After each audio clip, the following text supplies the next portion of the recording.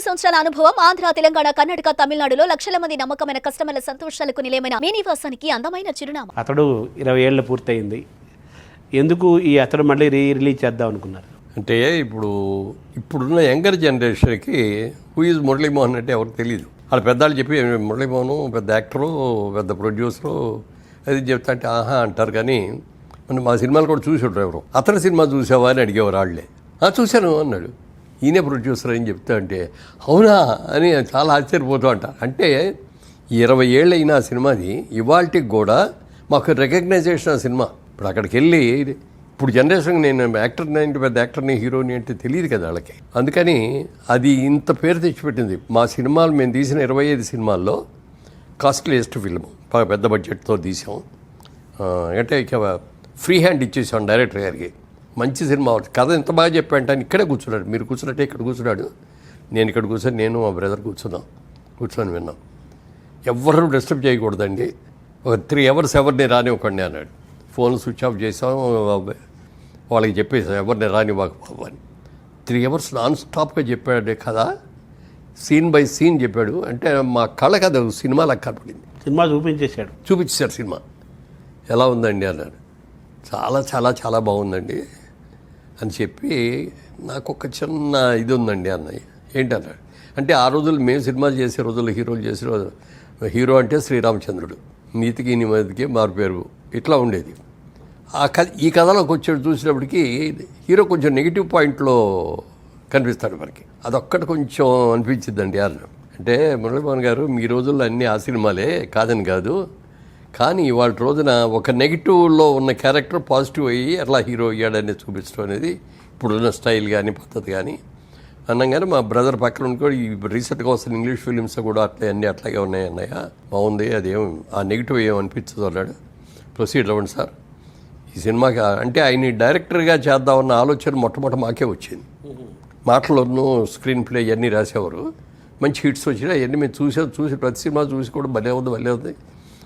Dialogue especially ఎంత బాగా రాస్తాడు అని అనుకొని నేను మా బ్రదర్ కూర్చొని మాట్లాడుకున్నప్పుడు మంచి సబ్జెక్ట్ ఏమైనా ఉందో అడుగుదాం ఆయన్ని. ఆయన కనుక మంచి సబ్జెక్ట్ చెప్తే డైరెక్టర్ కూడా ఆయనకి వేద్దాం, ఇంతవరకు డైరెక్టర్ అవ్వలేదు కదా మనం డైరెక్టర్ చేద్దాం అని అనుకొని కథ విన్న తర్వాత చాలా బాగుంది. అప్పుడు చెప్పాం ఏమంటే ఈ సినిమా మీరే డైరెక్ట్ చేయాలండి అంటే అనగానే ఆయన నవ్వి ఒక చిన్న మాట ఉందండి, చిన్న ఇదండి అని నేను చెప్పండి అన్న. కొద్ది రోజుల క్రితం నేను స్రవంతి కిషోర్ గారికి మాట ఇచ్చానండి మొదటి సినిమా ఆయనకి చేస్తానని అన్నాడు. మాదేమో పెద్ద హీరోతో సినిమా, అదేమో చిన్న హీరోతో అప్పుడే అప్కమింగ్ హీరోతో తీస్తున్న సినిమా. అయినా సరే ఆయన మాట అన్నప్పుడు అలాగేనండి అయితే మీరు మాట నిలబెట్టుకోండి, మేము అప్పుడు దాకా ఆగుతాం అంటే ఇమ్మీడియట్గా మొదలు పెట్టేస్తున్నామండి, 2 నెలల్లో అయిపోద్దండి షూటింగు, మనం ఇప్పటి నుంచి మిగిలిన కార్యక్రమం అంతా చేసుకోవచ్చు అంటే వెళ్ళాను.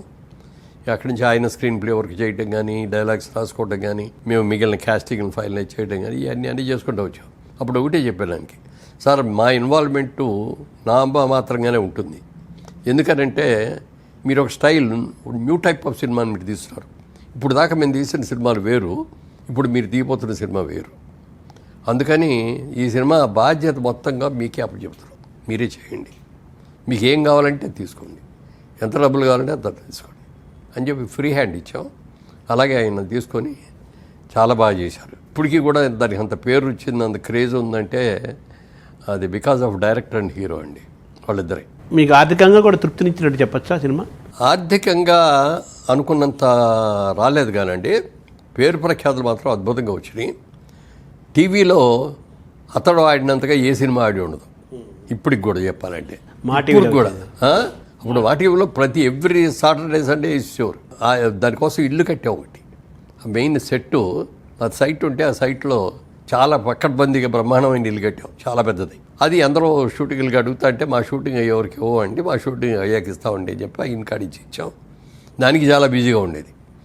మాకు ఆ సెట్ మీద రానివ్వండి, లేకపోతే రైట్స్ మీద రానివ్వండి, థియేట్రికల్ రిలీజ్ కంటే కూడా అవన్నీ కూడా వచ్చి ఫైనాన్షియల్గా మేమేమి రూపాయి కూడా లాస్ అవ్వాలి. కానీ పేరు మాత్రం బ్రహ్మాండమైన పేరు వచ్చింది. ఇప్పుడు వచ్చిన యంగర్ జనరేషన్ ఇవాళకి కూడా వాళ్ళు టీవీలోనూ ఎక్కడో చూశారు, వీళ్ళందరూ కూడా యంగర్ జనరేషన్ కూడా సినిమాలో చిన్న స్క్రీన్ మీద చూశారు, స్మాల్ స్క్రీన్ మీద తీశారు తప్ప బిగ్ స్క్రీన్ మీద వాళ్ళు ఎవరు చూడలే. సరే ఎలాగో 20 years అయింది, ఒక అకేషన్ కాబట్టి ఇప్పటికీ హీరో మంచి రైజ్లోనే ఉన్నాడు, డైరెక్టర్ అంతకంటే పెద్ద రైజ్లో ఉన్నాడు, హీరోయిన్ కూడా స్టిల్ గోయింగ్ స్ట్రాంగ్. ఇక అందరం మేము సంస్థగా మేము బాగున్నాము, అన్ని రకాలుగా అందరూ బాగున్నారు, అన్నికి పేరు ఇందులోనే ఉన్నారు, అవుట్డేటెడ్ వాళ్ళు ఎవరో లేవు ఇందులో. సరే ఈ సినిమాని ఇప్పుడున్న జనరేషన్ అందరూ కూడా బిగ్ స్క్రీన్ మీద చూస్తే ఎలా ఉంటుంది అనే ఆలోచన వచ్చింది. ఓ 2 ఏళ్ళ బట్టి చాలామంది అడుగుతున్నారు, మాకు రైట్స్ ఇవ్వండి సార్, మాకు రైట్స్ ఇవ్వండి అని. ఇవ్వాల ఎందుకు ఇవ్వలేదంటే వాళ్ళు సరిగ్గా చేస్తారో లేదో ఇది ఏది కానీ. సరే ఫైనల్గా ఇద్దామని డిసైడ్ చేసిన తర్వాత దాన్ని అప్గ్రేడ్ చేయాలి టెక్నికల్గా. ఎందుకంటే 20 ఏళ్ళ క్రితం తీసింది. ఇవాళ టెక్నాలజీ డెవలప్ అయింది, బ్రహ్మాండంగా డెవలప్ అయిపోయింది, చాలా ఎక్సలెంట్గా ఖర్చు పెట్టి తీస్తారు, బ్రహ్మాండంగా తీస్తారు, ఇంటర్నేషనల్ లెవెల్లోకి వెళ్ళిపోయింది మన తెలుగు సినిమా అనేది. అంత లెవెల్లో మనం చేయలేకపోయినా ఇప్పుడే షూట్ చేయలేం కాబట్టి దాన్ని టెక్నికల్గా కలర్ ఎలా ఉంది, అప్పుడు కలర్కి ఇప్పుడు కలర్కి జనరేషన్ ఏం చేయాలి, అప్గ్రేడ్ ఐజోటం కానీ సౌండ్ సిస్టమ్, అప్పుడున్న సౌండ్ సిస్టమ్ వేరు, ఇప్పుడున్న సౌండ్ సిస్టమ్ వేరు, ఇవన్నీ కూడా వర్క్ చేసి ఒక 6 months 4 months పట్టిందండి మాకు.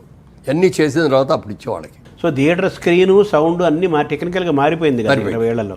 అందుకని ఇప్పుడు థియేటర్లో చూస్తే ఇప్పుడు రేపు వెళ్ళి కొత్త సినిమా చూసినట్టే ఉంటుంది తప్ప పాత సినిమా రంగులు వెలిసిపోయి సౌండ్ ఏదో సరిగ్గా లేక ఉన్నదనే ఫీలింగ్ రాదు అసలు ఎక్కడ. అలాగే ఇప్పుడు మనకి ఐమాక్స్ థియేటర్ ఒకటి ఉంది. ఈ ఐమాక్స్లో కూడా దీన్ని సినిమా రిలీజ్ చేస్తే ఎట్లా ఉంటుంది, దానికోసం కాస్ట్ ఎక్కువ అవుద్ది.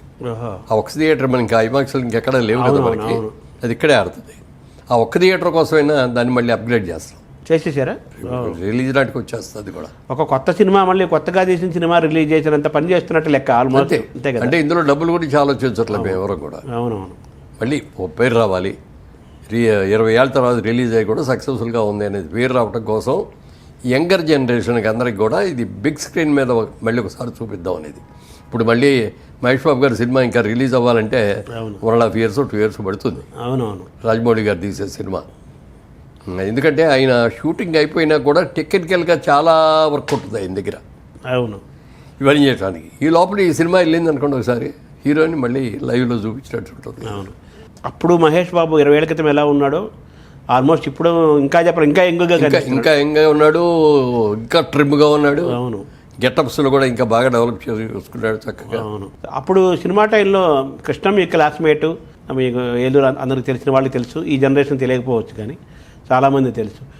అప్పుడు మహేష్ బాబులో మీరు గమనించి చేయండి సార్, ఆ సినిమా నిర్మాతగా ఆ సమయంలో షూటింగ్ సమయంలో అబ్జర్వ్ చేసినప్పుడు. మహేష్ బాబుతో అంతకు ముందు నుంచే పరిచయం ఉంది, బాగా పరిచయం. అంటే చైల్డ్ ఆర్టిస్ట్గా అతను చేసేటప్పటి నుంచి కొన్ని సినిమాలు మేము చేసాం. పద్మాలయ ఏదో చేసిన దాంట్లో కృష్ణ గారు, నేను, మహేష్ బాబు చిన్నాడు చేసి అందులో మళ్ళీ ఫైట్ సీన్లు ఉంటాయి, అవన్నీ కూడా అద్భుతంగా చేసేవాడు. కృష్ణ గారిని తండ్రికి మించిన తనయుడు అవుతాడు ఈ అబ్బాయి అనే ఫీలింగ్ నాకు ఆ రోజునే వచ్చింది. సో అతడి సినిమాలో కూడా మీకు అలా అనిపించింది ఆ షూటింగ్ టైం? డెఫినెట్గా. అక్కడ పార్ట్ 2 అని వచ్చే అవకాశం, పార్ట్ 2 వచ్చే అవకాశం ఉందా అనేది చాలామంది ప్రశ్నిస్తున్నారు. ఇప్పుడున్న పరిస్థితుల్లో చేస్తే కూడా బాగుంటుంది డెఫినెట్గా. ఎందుకంటే సినిమా ఎండింగ్ కూడా మేము ఏమైంది ఏమిటి అని శుభం కార్డులాగా ఎక్కడ చూపించకుండా ఆ అస్థికలో అవన్నీ కూడా కలిపేసి అక్కడి నుంచి వెళుతూ మళ్ళీ తిరుగు ఆ గ్రామానికి వెళుతున్నాడు మన ఉద్దేశం. అంతే, ఇంటర్వెల్ లాగా ఉంది అది శుభంగా. సో దాన్ని చెయ్యాలనుకుంటే డెఫినెట్గా చాలా బాగా చేయొచ్చు.